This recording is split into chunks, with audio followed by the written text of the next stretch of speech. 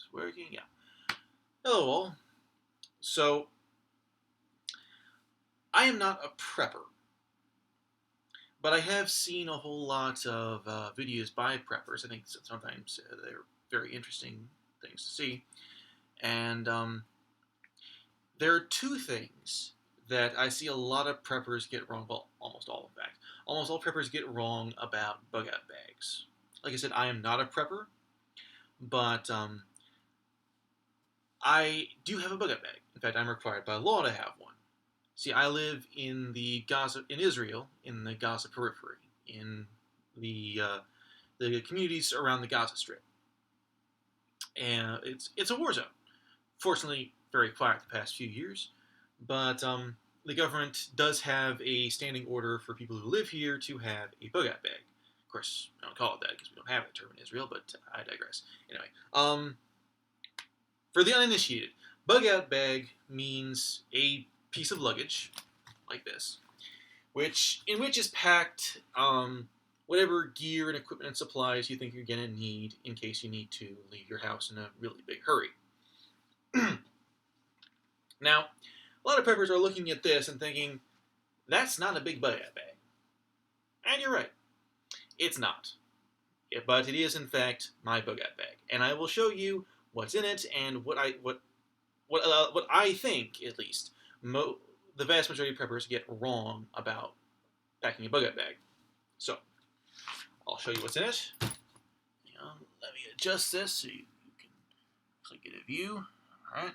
Okay, so, outer pocket. Emergency cash. Okay. Inner pocket. In the netting, a mask, spare bootlace, wet wipe. Probably have more wet wipes, but anyway. One large towel. Very useful item.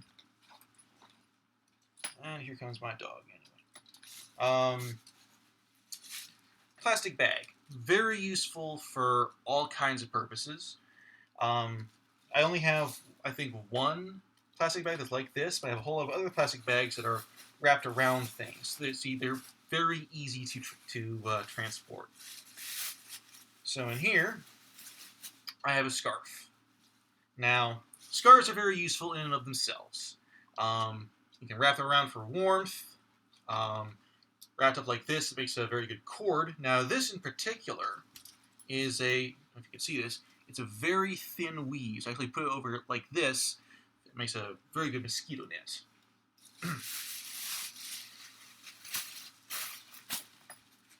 Big trash bag, just in case. A toilet paper roll, energy bars, one bottle of water. I live in the desert, so I got a pretty big one. One bar of soap, one set of little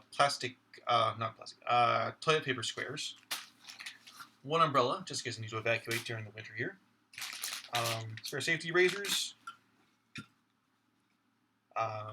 scissors, pen, pencil, notepad, and a pencil sharpener. Now, one of the reasons I have this pencil sharpener in particular is it has a little case there, so I can actually, if I need to start a fire, and actually put a little stick in there and just cut that up like that, make a very good kindling. One spare set of clothing, including a couple extra pairs of socks. Like Dumbledore says, you can always use more socks. Now, a lot of preppers are going to be thinking that this isn't much of a bug-out bag, and I get it. A lot of preppers focus on, when a shit hits the fan situation, SHTF. I've heard a lot of people refer to it as, and so they have all kinds of gear and preparedness and tools and whatever and supplies all set up for the downfall of civilization. Here's the thing, though. That is not likely to happen. Hang on. So that's thing number one that I see a lot of preppers get wrong. I am prepared for the emergency that is most likely to happen.